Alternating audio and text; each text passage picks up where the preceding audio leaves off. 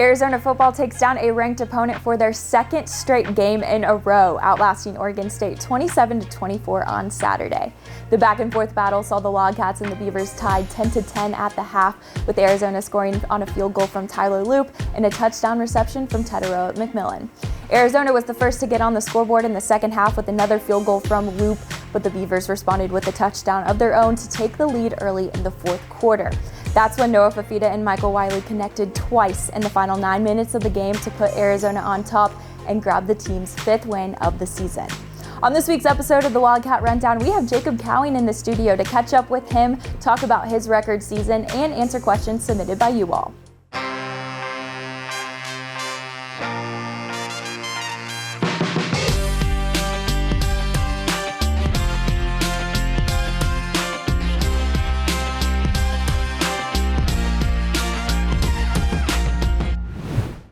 Welcome back to the Wildcat Rundown. This week, we have the one and only Jacob Cowing joining us. How are you doing today, Jacob? I'm doing pretty good. How about yourself? I'm good. Thanks for being here. Of course. So this week it's Halloween, so I thought we'd start off with some Halloween questions. Okay. What is your all-time favorite Halloween candy? Halloween candy? I was always a big chocolate guy, so Snickers was like a go-to.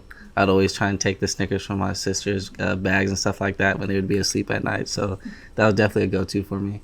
What was your least favorite? What was always in the bottom of your basket like months later? I think they're called the Whoppers, those things. Like every time I had those things are going out the bag and they're into the trash every single time. I agree. Those and the Krabby Patty hamburger gummy. You don't like things? those? No. Oh, those are one of my favorites too. Really? Yeah. Oh yeah. I feel like that might be a guy thing. I don't know. My brother would eat them, so I'd give them to him. I got you. What's your favorite Halloween movie? Ooh, Halloween movie. I would say it's a toss-up between Halloween Town or Hocus Pocus. Those were always a classic for me and my family. The Disney ones. The Disney ones, for sure. Are you into horror movies or no? No, not at all. I don't like them at all. What has been your best Halloween costume? Best Halloween costume? Ever since I was young? Yeah, you could go way back. Way back? Okay. I would say the best one I've ever had was probably a Teletubby. I don't know if you know what a Teletubby is. Yeah. But yeah, I was a Teletubby when I was 5 or 6 years old. And there's pictures all around. So I would probably say that's the best one. What about this one here? I can't reveal my sources, but you probably know. Well, how did you even get that? How'd you get that? Did you ask my mom? Is that on Facebook? That was on Facebook, wasn't it? No, we were tweeting out this week Halloween photos of all the guys when they were younger. No way. This one was supplied by your mom. Makes sense now. I totally forgot about that. I'm gonna be honest, I don't remember. I don't actually remember what I was there. You were fully into it though. I mean, your whole face is painted. Oh yeah. It's good. Yeah, Brisa has been collecting those, and we were looking at all of them. I was like, oh, this is perfect. Okay, I got you. Yeah, so for those of you just listening on the podcast, go check out the YouTube channel to see this. That's there we funny. go. There we go. Is your son dressing up? He is. He's it's a toss up between he wants to be a skeleton or a ninja. So whatever he wants to pick when it's time, he'll pick. Will you dress up with him, you think? If he's a ninja for sure, I'll probably dress up as a ninja. But if he's anything else, probably not. No. It's that one, or you'll just eat his candy. I'll just eat his candy with him. Yep. Yeah. So for our fans who don't know, you're a dad, and we talked about it this summer. We talked about your story, and then CBS did that beautiful story on you guys last season to start off the season. And it's really cool to see just how much of a motivation he is in your life for mainly coming here to the University of Arizona to be closer to him in Phoenix, but also just a lot of motivation behind football. So with that being said, I was wondering, what is your best piece of parenting advice for other student athletes? Best advice I could probably give out is just cherish those moments, because you never get them back. You'll never ever see your kid be that young again. So just cherish those times when the house is messy and he's throwing around his toys and stuff like that, because one day just won't be there anymore and he'll grow up. And I would just say just cherish those beautiful moments. Is he playing sports yet? Not at the moment, but he really wants to try soccer and basketball. So, when he gets older, we'll probably put him in there and see what he does. How old is he now? He's going to be 4 next month. Okay, yeah, so almost that age almost to that start. Age. That's exciting. And I'm sure you're throwing the football around with him and stuff right now, too. All the time in the house, oh yeah. When did you start playing football? I started playing when I was 8 years old. When I first put on pads. When I first started playing flag football, I was 7. So that was the first year between 7 and 8 is when I started playing football. When did you know that you were in love with the sport? I would say when I got to middle school, I took maybe like a year or two break from football. Kind of just wanted to focus on like my development, like my body, like let my body kind of grow into itself. And then during that time when I was not playing football is when I actually really discovered that the love for the game and how much I missed it.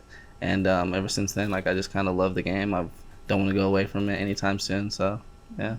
What were you doing during that 2-year break? Were you playing other sports or were you really just resting? I was playing basketball and soccer. Just kind of see what else is out there, see what other sport I like, if I liked any other sport. Because I was, playing football from 8 years old to 12, 13. Like, that's all I was doing. So I want to try something different.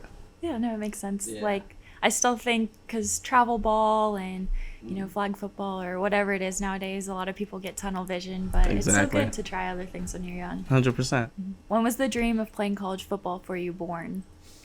It was actually when I attended my first college game. I was 9 years old. I actually went to a UofA game with one of my football teammates. So he brought me with him, and then ever since then, I was like, I want to someday play Division I college football. Hopefully, it'd be here at UofA since it's right up the street from my house. So ever since then, I was like 9 years old. I kind of wanted to play D1 football. Wow, so full circle now. Oh yeah, oh yeah.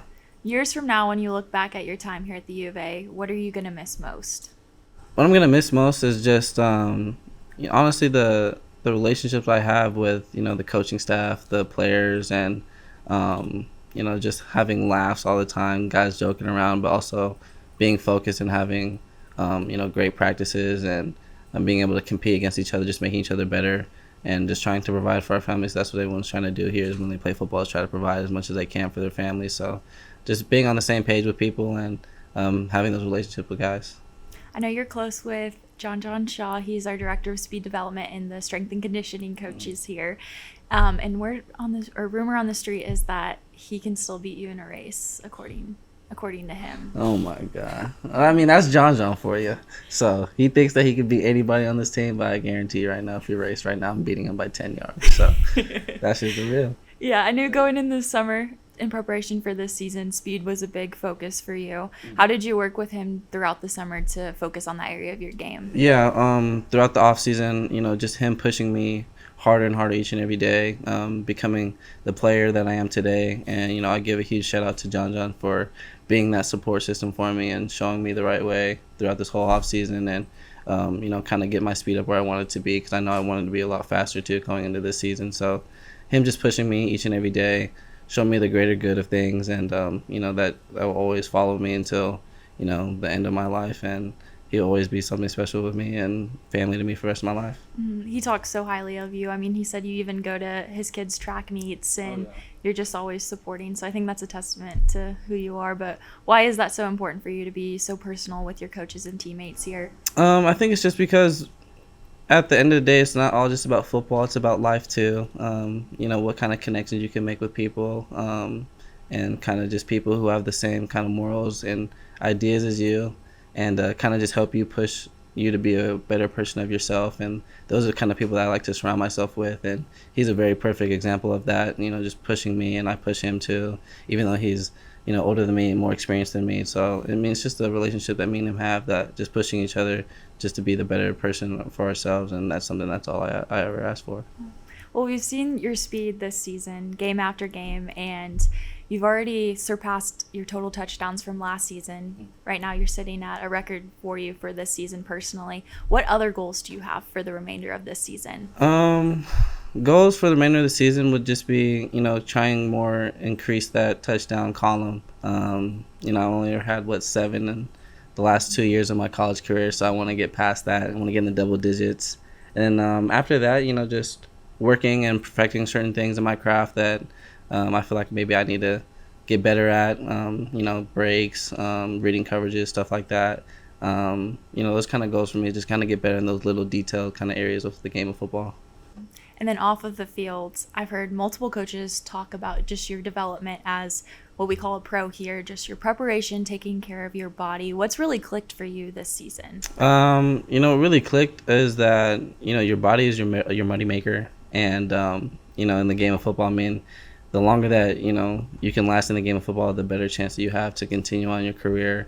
And, that kind of hit home with me, when we have guest speakers come in, we have guys who played in the league for many, many years, and coaches here who, they all say the same thing. So, just hearing that over and over kind of got me to understand that, taking care of my body is the number one focus in this game of football. What does a Sunday look like for you after a game? Sunday for me, wake up, try and get some breakfast in me. After that, I like to try and get a little bit of a stretch at my house before I come up here, just so I'm not walking around like I just got beat up or something. After that, treatment, and then we got meetings sometimes, and then we got practice. After that, trying to get our bodies back, and then that's pretty much it on Sunday. Anything special throughout the rest of the week that you've adopted this season? I would say just the amount of stretching, stuff like that. I mean, stretching goes a long way. Treatment, I'm always in the treatment room. You're always going to see me in there. And then also just, film. Film has been a big thing for me throughout the week. Just trying to get ready for each and every opponent that we have that week. Kind of just better have that confidence in me and going into the game each and every week. Well, I think you broke the record for the number of questions submitted by our fans, and I apologize to all of them because I can't get through all of them, but I picked some of the best ones I thought and some of the more unique ones to you. The first one comes from Connor, and he asked, have you always played the wide receiver position, or did you used to play any other position? That's a good question. I actually did play other positions. I played quarterback, I played corner, I played safety, I played running back. I played nickel before. Dang, you've done it all. I've done a lot of positions, yeah, but wide receiver is definitely like my favorite for sure. Alex asked, what has been your best memory at the U of A so far? Best memory? There's a lot. I would say, my first year here last year, when we went to UCLA, and just that whole week of preparation going into that game, like how everyone's focus was. Everyone was just so themselves. Everyone was happy, joyful, and we played hard. We ended up winning that game, and then just seeing all the smiles and smiling faces around the locker room, and just seeing how everyone was happy, like how our hard work was paying off, and that was probably one of my favorite moments for sure. Another question comes from Lonnie, who asks, what's your favorite memory playing high school football? Ooh, okay, so it was my senior year. It was my senior night. I was actually playing quarterback that game, and that was I threw a touchdown pass to one of my best friends, and that was my first touchdown pass of my whole high school career, so that was definitely one of my favorite moments. So you weren't a starting quarterback in high school? You played just all over where they needed you? Wherever they needed me, I was there. Okay, Tabitha has a lot of good questions, so I choose a couple of hers. The first one she asked was, who or what from your childhood inspired you the most? From my childhood, I would probably say my mom. Just how much of a hard worker she is. There's certain things like, not everyone knows. Like, I mean, I know she's my mom. I've seen it. But just the things that she would sacrifice, her time, her exhaustion, her sometimes not eating sometimes. So just her just being that strong backbone and having a good example for me, and kind of just piggyback off of her. And, she made me who I am today. The other one she asked was, what was a difficult moment during your sports career that you had to face and overcome? There was a time when I started playing football. It was my freshman year. I started to get back into football. And then I actually was not starting. I actually got benched, and I never got benched before. So that was kind of a rough time for me. I didn't really know how to deal with it, being that young and playing football for so long and kind of getting benched. But honestly, it just kind of added fuel to the fire, and then kind of made me who the player I am today from that moment. No, that'll be inspiring to a lot of younger players to hear that if they've got cut from a team or they're not getting the playing time or starting that they want. Yeah. Do you have any advice for them? Keep pushing. If someone doesn't believe in you, just make sure that you believe in yourself, and that all that really matters at the end of the day is if you believe, then a lot of great things can come your way if you just keep continuing to believe in yourself. Another fan question is, what is your current pregame hype song? Oh, Pre-game hype song, I'll probably say March Madness by Little Bean. That's probably one of my favorite ones. That's the one right now? Yeah, that's the Okay. one right now. And last one comes from Brianna, and she asked, what was your favorite cartoon show growing up? Oh, that's a tough one. I have so many. If I had to pick one, I would have to say Phineas and Ferb. I used to love that one. Is such Just a good how one, they would yeah. always invent something each and every in that day. I used to love Phineas and Ferb. That was, yeah, I would say that one and Kim Possible. Oh yeah, Kim Possible was a good one too. Oh yeah. So you were more of a Disney kid than a Nick kid? Oh yeah, Okay. Disney for sure. For sure. Well, thanks so much for being on the Wildcat Rundown today, Jacob. Really appreciate it. Thank you for having me.